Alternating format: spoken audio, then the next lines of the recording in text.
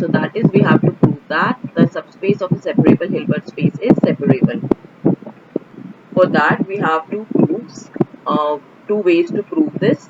I'll be using this one, so which says that if S is any separable metric space, right, only metric space, does not require an inner product space or a norm space, just a metric space, then Y is separable. Okay, so for that what we'll be needing to prove is, if here we had constructed a countable subset, right, W dash, which was equals to W intersection Y. If we had to prove that W dash is dense in Y, right, so for that first we will prove that uh, for any metric space, separable metric space X, we have Y is separable.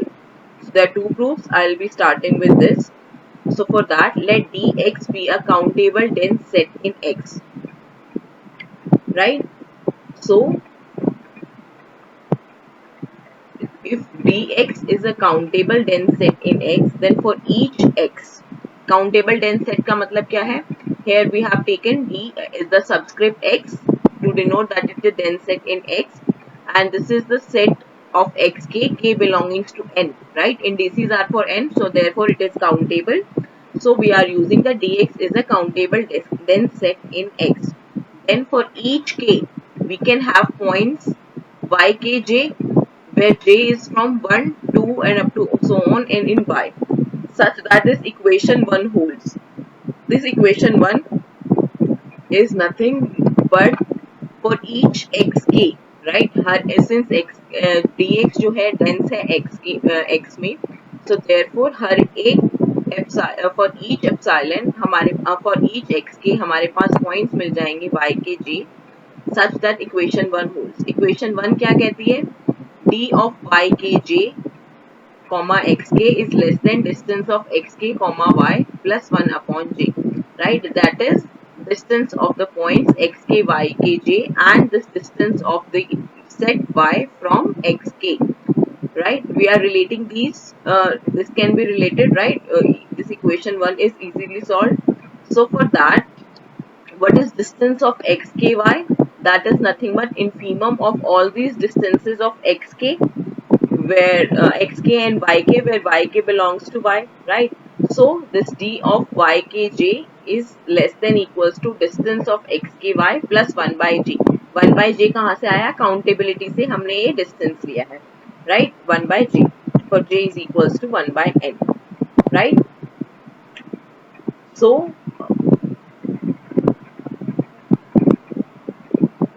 Next thing what we have is कि यहाँ पे x के जो 1 by j लिया है या distance x के j लिया है, how is this verified? So will prove आगे, नेक्स्ट इसका यूसेज देखेंगे कि how it is used, right? So for that हम कर क्या रहे हैं कि हमारे पास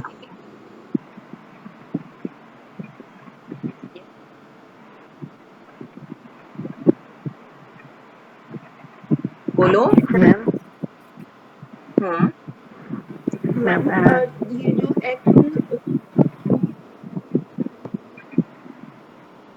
जो dx था वो काउंटेबल था और विच इज डेंस, तो ये हो गया कि x के और x से डिस्टेंस कितना भी मिनिमाइज कर सकते हैं हम। तो मैम हमने ये बीच में ये डिस्टेंस x के कोमा y ये डबल कर दिया, सीधा x हमने लिख के दिया कि d y of का y जो के j डिस्टेंस है कोमा x के लेस ये देन क्या है? This some is of j। Nothing but distance of this element xk from the set y.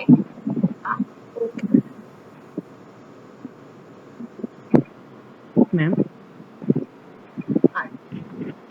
Okay, ma'am तो देखो हमें मुझे ये प्रूव समझ क्या में नहीं आ करना रहा हम था लोग यहाँ पे कि प्रूव क्या करने सबस्पेस वाले हैं। Of can a you please separable one Hilbert time space is question को सेपरेबल, राइट? तो हमारे सर्टेनली पास एक्सप्लेन x एक एक बार सेपरेबल कि हम मैट्रिक्स क्या स्पेस है, करने y वाले उसका इसमें। सबसेट है, प्रूव करना है कि y जो है सेपरेबल होगा। उसके लिए हमें क्या करना है? सेपरेबल के लिए हमें क्या दिखाना है? काउंटेबल डेंस सेट चाहिए हमें उसमें, ठीक है, y में, ठीक है। सो उसके लिए हमें काउंटेबल डेंस सेट निकालना है। अब हम यूज करेंगे x की सेपरेबिलिटी। x सेपरेबल है तो उससे हमारे पास एक काउंटेबल डेंस सेट आ जाएगा, राइट? सो x सेपरेबल जब है तो उससे एक काउंटेबल डेंस सेट आ जाएगा। देन उसके बाद हम क्या करेंगे, उस डेंस सेट से हम एक सेट बनाएंगे, राइट, जिसको हम आगे प्रूव करेंगे कि वो सेट जो है dy बनाएंगे हम, उस dy सेट को हम देन प्रूव करेंगे कि वो काउंटेबल है, ठीक है, एंड देन उसको प्रूव कर देंगे कि वो y में डेंस है। सो अगर हम वो प्रूव कर देते हैं, so we are done, right. So separability के लिए हमें क्या चाहिए था, we needed was a countable dense set in Y, right? So we will be constructing a set dy which is containing the elements yk j in Y, right? So we will be saying that the set that is formed by these dy's is countable. So for that we will be using these yk j. Now k and j, these are from 1, 2 and up to so on, right? These belongs to natural numbers. So we will be proving that this dy, which is the set which contains yk from kj to n, right? So this set is countable, right? So Okay, ma'am. okay, so next let's proceed with proving that.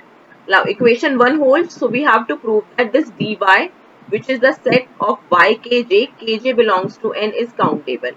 Now, right, this k and j, these belongs to n, the indices, right? So therefore this dy is a subset of n cross n and hence countable. Clear? Right, because y, k and j is from 1 to 2 up to so on, and y, k, j even y. So this dy is a subset of y, which is containing the points y, k, j, right? The set, the containing the points y, k, j when k and j are from n, k and from natural numbers, right? And so indices are from natural numbers, and this implies this is a subset of n cross n and hence countable. Clear? Next we'll be proving is that this dy is dense in Y.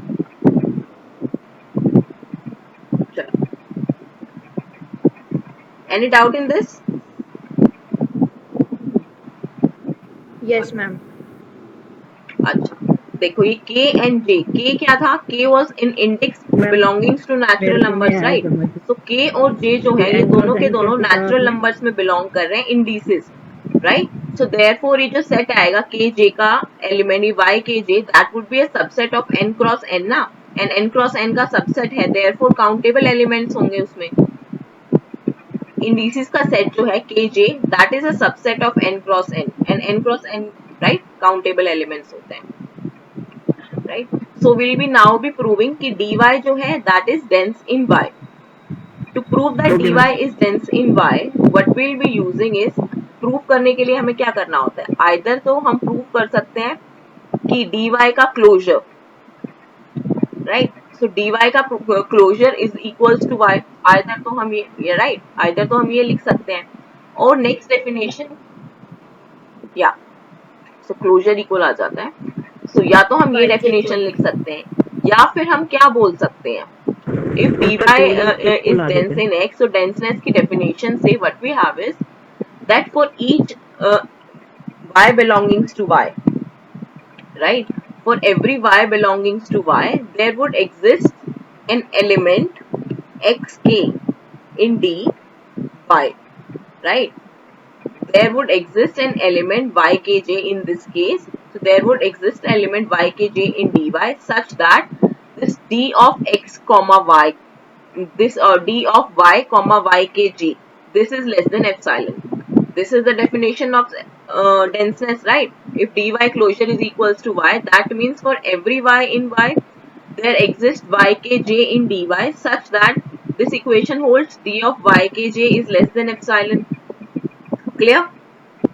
So now we take this definition, using this definition we'll prove that dy is dense in Y, right? So we take a y belongings to Y be arbitrary and epsilon greater than 0, right? Then what we do is, now since dx closure is equals to x, right, then we'll have is, so for each y belongings to y, and y is a subset of h, right, y is a subset of h and dx closure is equals to x, which implies there would exist an xk belonging to dk such that this d of xk comma y is less than epsilon by 3, right? Because y जो था वो y में था and y is a subset of x और हमारे case में x क्या है? h. So Hilbert space है. So dx closure is equals to x. y x में था and dx closure is equals to x. तो definition use करेंगे on y. So there would exist an xk in dx such that this equation 2 holds, right? And since this y was arbitrary, this will hold for every y, right? So which implies that this distance of xk y is also less than epsilon by 3. ठीक है. Right? So this distance of xk comma y is also less than epsilon by 3. Yes, ma'am. Okay, ma'am. So we have equation 2. Now what we'll be doing is using the Archimedean property, we can say that for every n there exists an epsilon such that 1 by n is less than epsilon, right? So we'll be using that same Archimedean property here, which says that, so on j, right? So there would exist a j such that 1 by j is less than epsilon by 3, right? So we have equation 2 to 3 clear? Any doubts in this?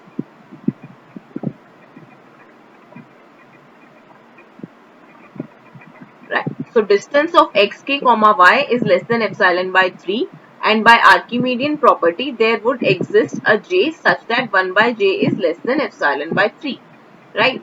So हमें denseness के लिए हमें proof क्या करना था? d of y comma yjk is less than epsilon.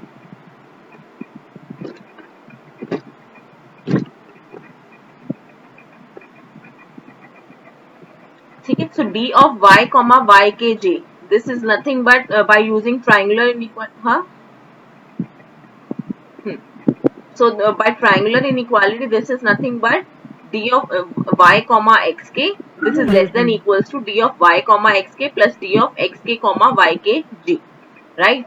And y comma xk wala from equation 2, this is less than epsilon by 3, and this d of xk comma ykj, this from above जब हमने यहाँ पे equation 1 लिखी थी, so this was less than distance of xky plus 1 by j, right? So therefore what we have is we substitute this value in this value of dxk ykj, and we have that is d of y comma ykj is less than equals to is less than epsilon. Yeah, strictly less than आएगा, right? So d is dense in y. Any doubt in this?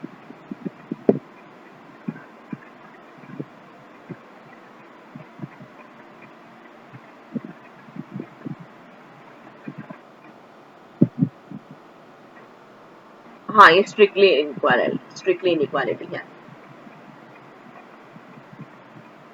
Ma'am यहाँ पे strictly inequality होगी ना, less than epsilon. Any doubt?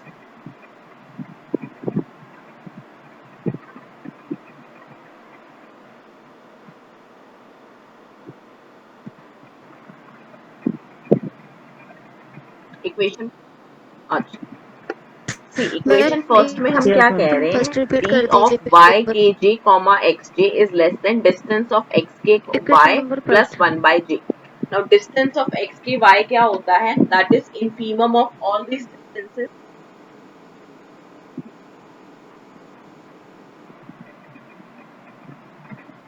हाँ, distance जब हमने use कर रहे हैं, जैसे डिस्टेंस हम अगर हम एक्स के वाई लिख रहे हैं, दैट मीन्स हम सेट के साथ डिफरेंस देख रहे हैं, एंड सिर्फ डी ऑफ एक्स के एंड वाई के जो लिख रहे हैं.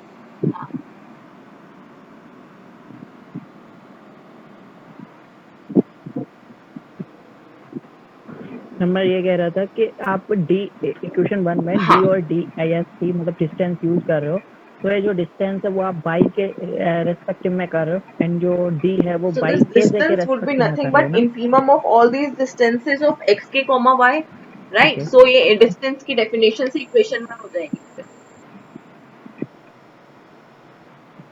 हाँ, ये भी डिस्टेंस ही है. द डिफरेंस इज कि ये दो एलिमेंट्स का डिफरेंस है, एंड वो डिस्टेंस है सेट का एंड उसका एलिमेंट का एंड सेट का डिस्टेंस को हम डिस्टेंस से डिनोट कर रहे हैं, एंड दो एलिमेंट्स के डिस्टेंस को हम डी से डिनोट कर रहे हैं.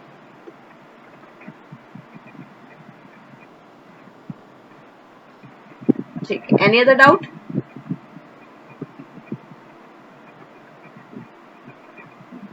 Okay ma'am. Okay ma'am. So चलो, now will be considering this to prove कि हमारे पास यहाँ पे सिर्फ एक मेट्रिक स्पेस था, right? Separable metric space we had to prove for inner product space, right, for Hilbert space. If H is separable Hilbert space, then Y is also separable, right? This was what we had to prove. So हम इसकी analogy देखते हैं इस proof की with that proof.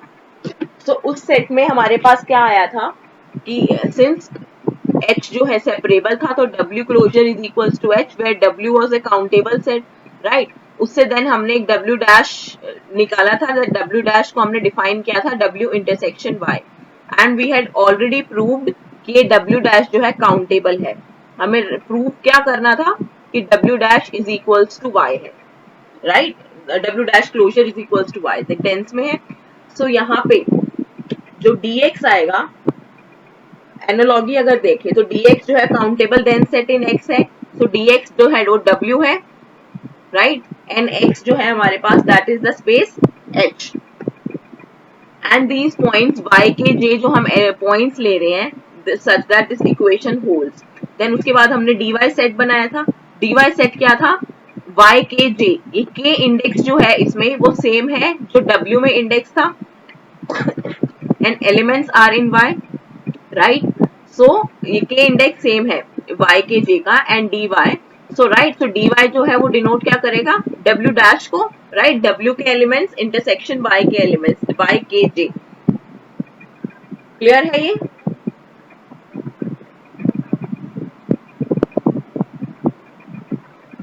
Right. So next हमें prove क्या करना था? हम ऑलरेडी प्रूव करते हैं कि w डैश काउंटेबल है.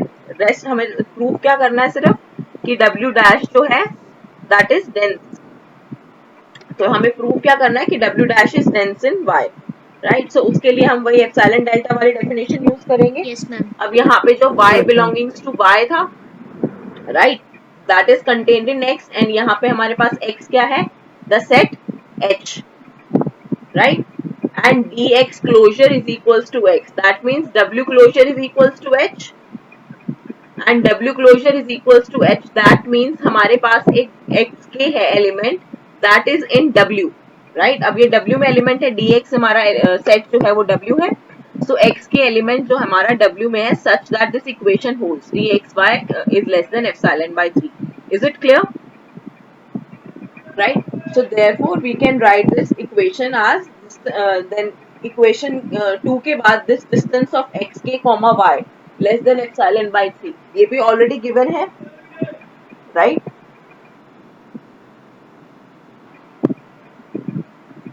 y जो है that is in h and w closure is equals to h. So therefore एक x k मिल जाएगा w में such that distance of x k and y is less than epsilon by 3, right? हम इनको कितना भी पास ला सकते हैं, वही वाली प्रॉपर्टी है ना ये, d of x y is less than epsilon by 3. Then this distance of x k y is less than epsilon by 3 is also given, right? Clear? Right? Using these, what we have is this xk is in w and this y set is the set y. So distance of xk comma y जो यहाँ पे denote करेगा, जैसे अगर हम इसको denote करने की कोशिश ज्योमेट्रिकली देखते हैं तो what will it denote is कि मान लो हमारे पास ये सेट है, राइट, x एंड इसके बाद हमें एक डेंस सबसेट लेना है. Let me just correct it. So इसमें एक हमने डेंस सेट बनाया,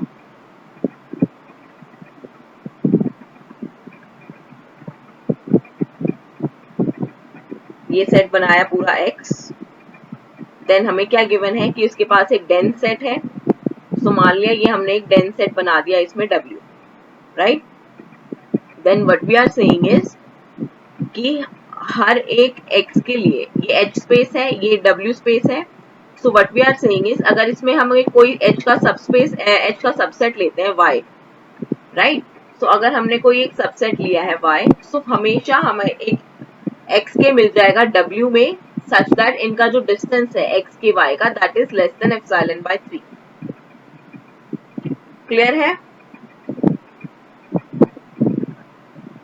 right? So this distance of xk comma y is less than epsilon by 3, मतलब xk का distance from each element of y, right? Each element of y का से xk का difference can be less than epsilon by 3 because distance is epsilon and ये equation 2 जो है for all y hold distance is infimum and equation 2 हर एक के लिए hold कर रही थी. So हम हमेशा equation 2 के बाद equation 3 को ये लिख सकते हैं इस केस में that distance of xk comma y is less than epsilon by 3, right? Clear? चलो. Next is next we have to prove that there exists a j such that 1 by j is less than epsilon by 3. Now 1 by j यहाँ पे क्या denote कर रहा है? अगर हम elements लेते हैं, काउंटेबल सेट देखते हैं 1 to n, राइट? जैसे x1 x2 xn एलिमेंट्स हैं, देन जैसे मान लो हमने 1 by n ले लिया, so इसका जो डिस्टेंस आएगा that distance can be 0, right? Infimum 0 हो सकता है. So that उससे इंस्पिरेशन लेके what we are taking is कि अगर x1 and x2 दो एलिमेंट्स हैं, right? So x1 and x2 अगर इसके दो एलिमेंट्स हैं W में एंड W जो है काउंटेबल डेंस सेट है,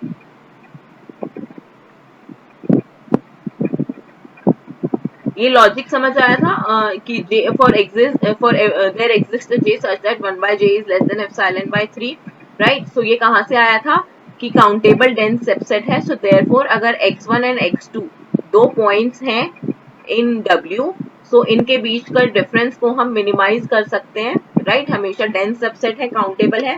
सो बाय यूजिंग मेजर की property and countability we get that this is less than epsilon by 3 या epsilon by 2 जिस केस में इसको प्रेफरेंस मिले. So next we are considering d of yk comma ykj, right? यहाँ पे ये y किस में बिलोंग कर रहा है? कैपिटल Y में. ykj कहाँ का है? W डैश का, राइट? सो हम एक्चुअल में क्या निकाल रहे हैं? हम डेंसनेस प्रूफ करने के लिए हमें यही दोनों चीजों का डिस्टेंस चाहिए था. सो d of y this is less than equals to d of y comma xk. xk element कहाँ का है? W का. y is in y and ykj जो एलिमेंट है that is in W dash, right? So therefore this is less than 1 epsilon by, इसको अगर लिख सकते हैं epsilon by 2 epsilon by 3 from equation 2 and 3 को combine करके we have that this is less than epsilon and hence d is dense in x. ये analogy समझ आई है? पूरे प्रूफ में हमने क्या किया है, राइट? क्लियर है?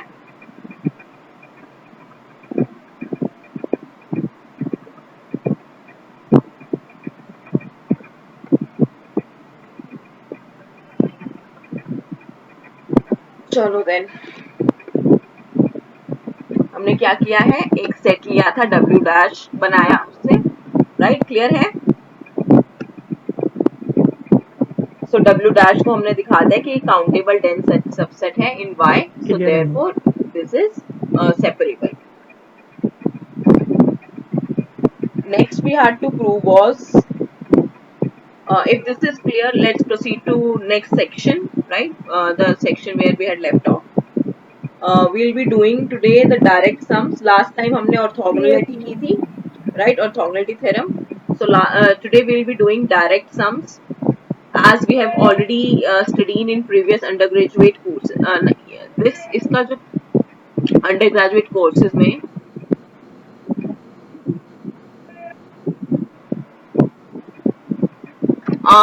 अभी हमने y perf को we have not defined it yet ना, पहले हम define करेंगे then we'll नोट करके भी है. So the direct sum, what is a direct sum? As we have studied in undergraduate courses, if x is written as y plus z then इसका मतलब क्या होता है? Then x को x direct sum y, x is equals to y direct sum z, that means x is equals to y plus z and their intersection has singleton zero element, right? So therefore a vector space x is said to be direct sum of two subspaces if each x has a unique representation, right? Representation होने से summation वाला आ गया and unique होने से intersection is equals to zero वाली term आ जाएगी. Clear है? So if x is equals to y direct sum z, then x has a unique representation, x is equals to y plus z, right, where y is in y and z is in z. This z is called the algebraic complement of y in x, right, and y and z are called the complementary pair of spaces. Correct hai? This is what we have already studied in the undergraduate courses. Till now, what we have defined the direct sum, we have already studied that. It was a revision part. Next, what we are doing is we are defining a new term, that is the orthogonal complement of y.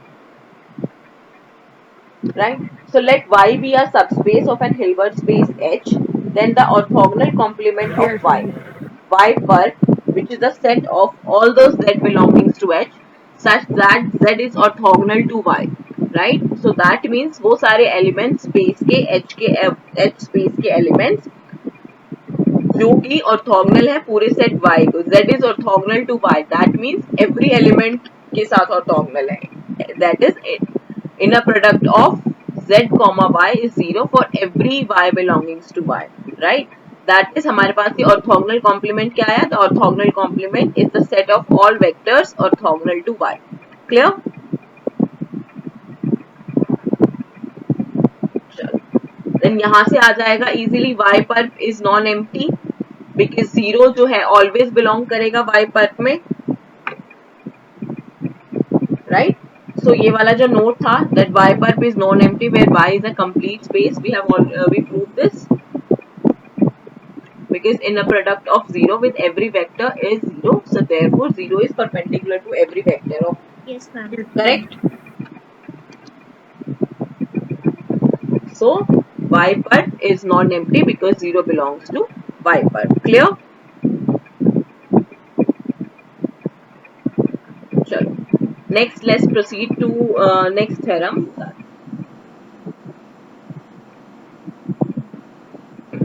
तो इसमें ये proof की जरूरत नहीं है, proof was one liner कि y perp is non empty, y because 0 Yes, belongs to ma'am. y Because perp. 0 y is always 0. 0 y by that product 0.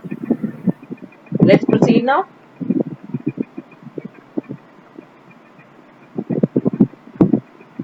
So Hilbert space है ना,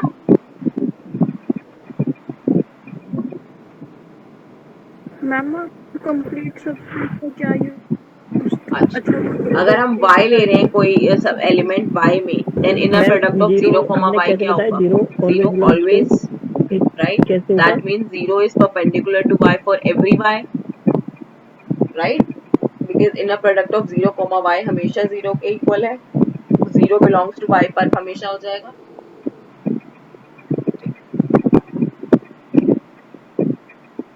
Next, okay, chalo. Next is the projection theorem which says that Yes, let ma'am. y be a closed subspace of a Hilbert space, then H is equals to y direct sum z, Okay, where ma'am. z Okay, is the okay. y verb, right? Given क्या है, y एक closed subspace है Hilbert space का, then H can be written as the direct product of two spaces y and z, where y is the closed subspace of H and z is equals to y पर, ठीक है? So to prove this, since H जो है हमारे पास Hilbert space है and Hilbert space is complete, ये कोई closure नहीं है, सिर्फ H है, right? So since H is complete and Y is closed given है, so therefore Y is complete by the theorem जो हमने की थी subspace theorem I guess, कि complete if and only if closed in H, right? So therefore Y is closed implies Y is complete. Also हमने एक note लिखा था that every subspace is convex, so therefore y is also convex. So हमारे पास क्या क्या आ गया, since H complete था, y closed था, so y is complete and y is convex. Clear है? Now इससे हमारे पास क्या आ गया, y एक convex and complete था, तो उससे जब हमने orthogonality theorem जो हमारे पास लेमा थी, जब उसको हम लगाएंगे इस y के ऊपर, so what we will have is for every x belongings to H, there would exist a y belongings to y, right? Such that this z is equals to x minus y is orthogonal to y. Clear?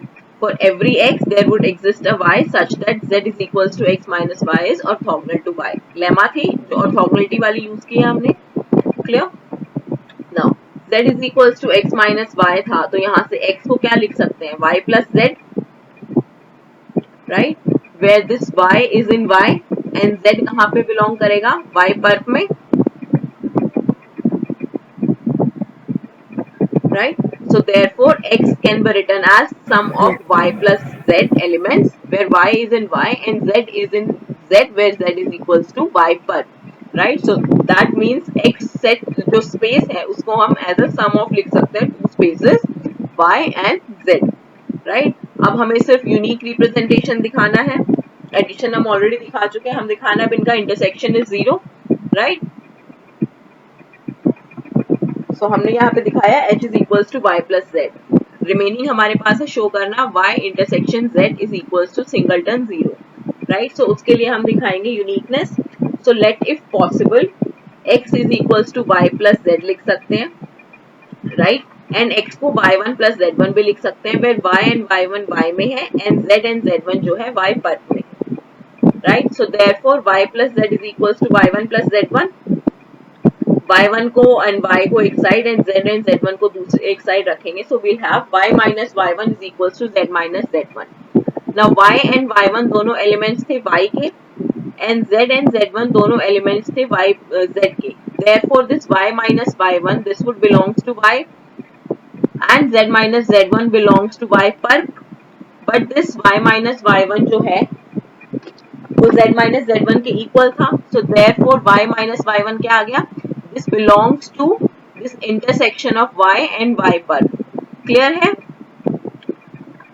So since this was equals to z minus z1 and z minus z1 कहाँ था y पर में. So y minus y1 जो है that would belongs to intersection of y and y par and this is 0, right. So that implies y is equals to y1. Similarly we can prove that z is equals to z1. Clear. Y intersection y par is equals to 0, we already know this. So that would give y is equals to y1 and z is equals to z1. तो यहाँ से हमने क्या prove किया कि हर एक x जो है that can be uniquely expressed as the sum of y plus z where this y belongs to y and z belongs to y par. So therefore h can be written as the direct sum of y and z spaces where z space is nothing but the orthogonal complement of y. Is it clear? Any doubt? Chalo. Now let's proceed further. Now h space can be written as the direct sum of y plus z where z is equals to y per, right.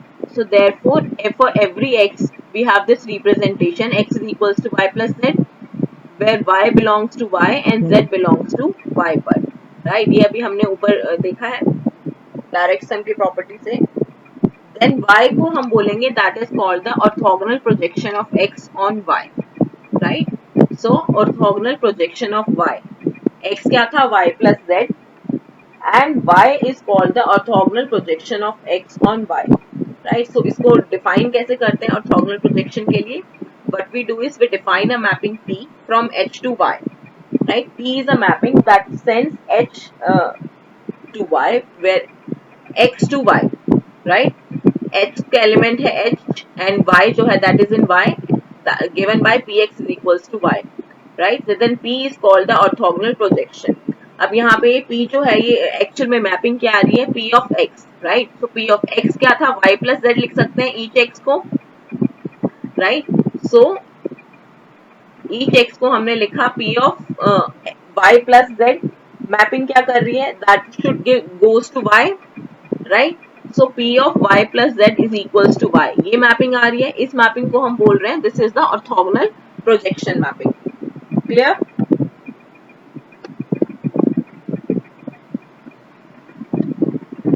So orthogonal projection mapping क्या करती है y को y पे लेके जाती है and z को 0 पे लेके जाती है. So the properties are clear. This mapping is an onto mapping from h onto y. मतलब हर एक y के लिए हमें एक x मिल जाएगा such that this would hold. P is linear bounded maps h onto y. P maps y onto itself, right. सो इसका मतलब क्या है, and p map h onto y, that means हर एक y के लिए हमें एक x मिल जाएगा such that this wholes px is equals to y wholes. Clear? Next is p maps open sets, p maps y onto itself,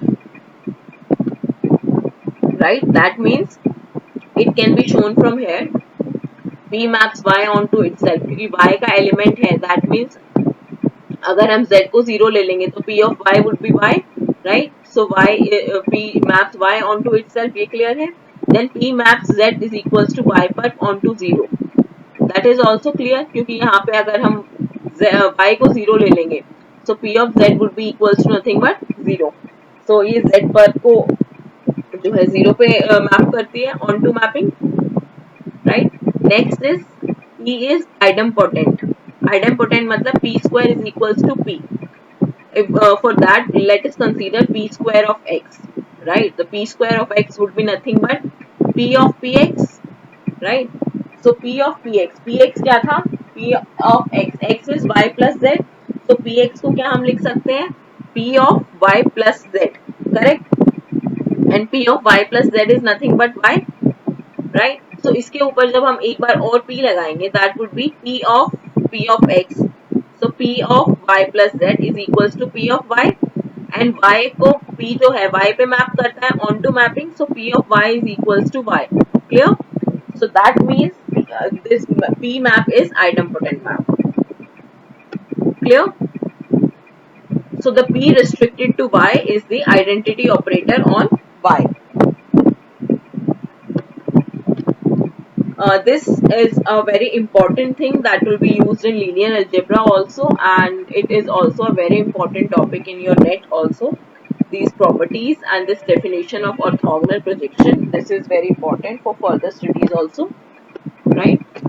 So what is an orthogonal projection? You have to just consider these facts.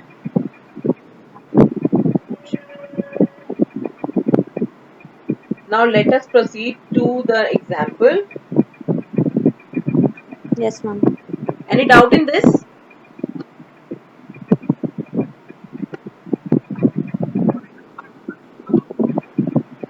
कौन सा?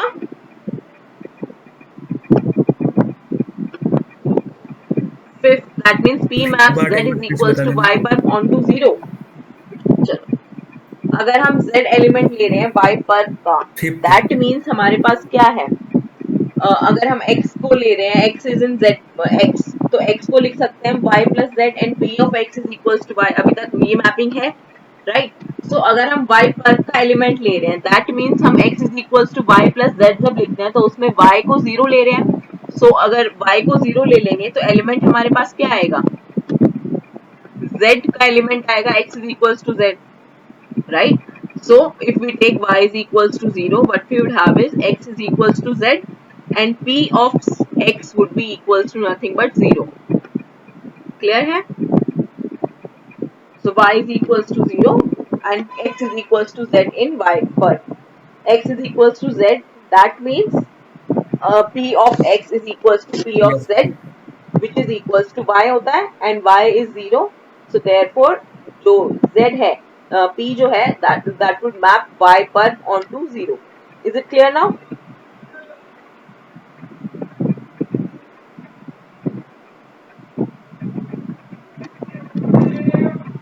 Clear?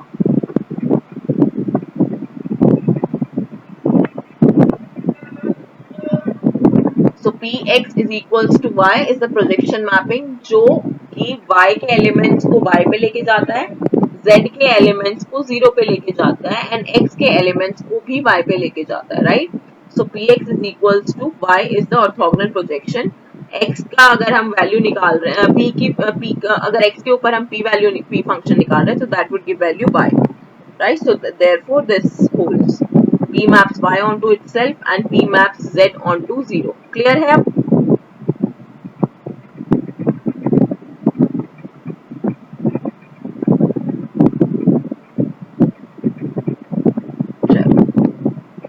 Next we consider an example. H is equals to r square अगर हम लेते हैं, then we project any point on the zeta 1 axis So then the projection is zeta 1 0. So उसके लिए let us do one thing. We take a point Okay. x which is equals to zeta 1 zeta 2, right? So इसकी projection अगर हम along y axis देख रहे हैं, along y axis देख रहे हैं, so इसकी projection would be nothing but zeta 1 0, right? x axis पे x की value जो है zeta 1 zeta 2, that would be nothing but zeta 1 0. Clear? So इसको देखने के लिए what we can do is x is equals to zeta 1 zeta 2 है. So this can be written as, to define what is projection, where if we have taken h spaces r2, r2 can be written as r direct sum r, right? So this element x which is zeta 1 zeta 2, it can be written as x is equals to zeta 1 0, x is equals to zeta 1 0 plus 0 zeta 2, right? So therefore x would have zeta zeta, so this z1 0 ये जो है x axis के element है, and 0 z2 ये y axis पे है. so यहाँ पे अगर हम सेट लेते हैं y, right, so z1 z2 is equals to this. so अगर यहाँ पे हम सेट ले रहे हैं y को एज z1 0 वाला एंड z को ले रहे हैं 0 z2, right? So therefore x क्या आ जाएगा हमारे पास, इफ y को अगर हम सेट ले रहे हैं ये z1 0 वाला set x axis, right, and अगर हम z को ले रहे हैं y एक्सिस, तो y पर हो जाएगा z axis y axis, right? So y पर would be nothing but z which is equals to y axis. so इसकी प्रोजेक्शन कहाँ पे जानी चाहिए, so p of x should go to y and y क्या है x axis, so p of x should be equals to zeta 1 0, x axis पे belong करना चाहिए. तो यही प्रोजेक्शन देखी है हमने, right? So p of x is equals to nothing but z1 zeta 1 0. यहीं पे अगर y सेट हमारा जो है x एक्सिस ना होके y एक्सिस होता, राइट?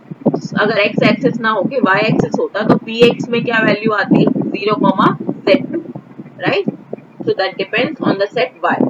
ये एग्जांपल क्लियर है?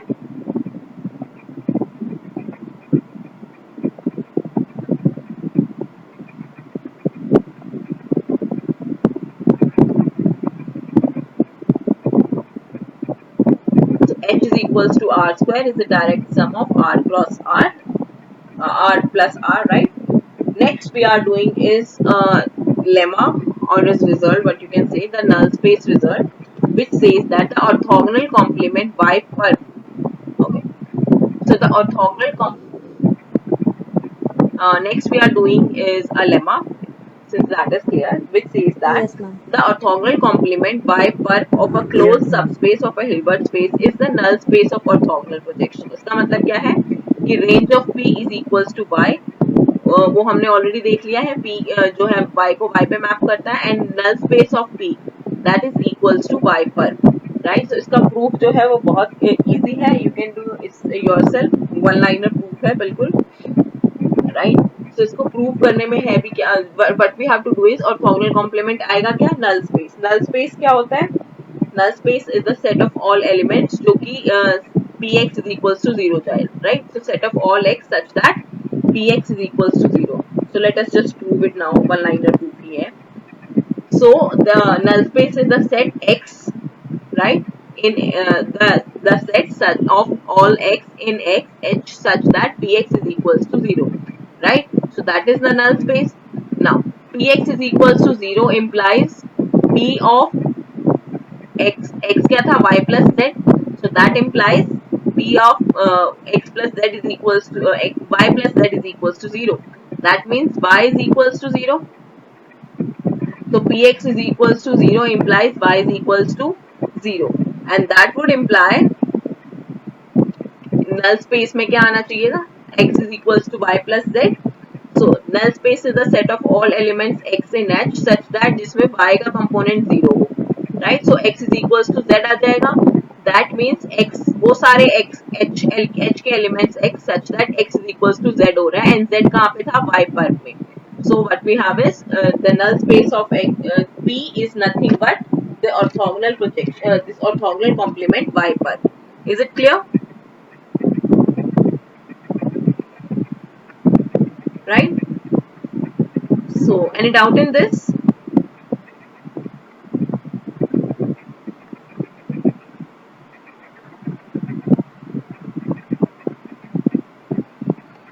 So we have proved that the orthogonal complement y perp is the null space and range of P is equals to y.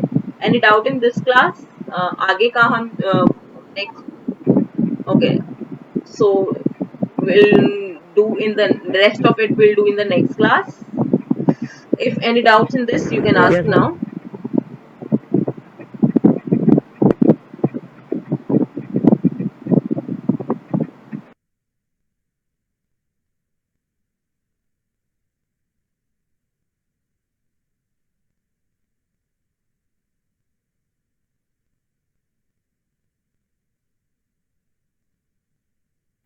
No, ma'am, no doubt.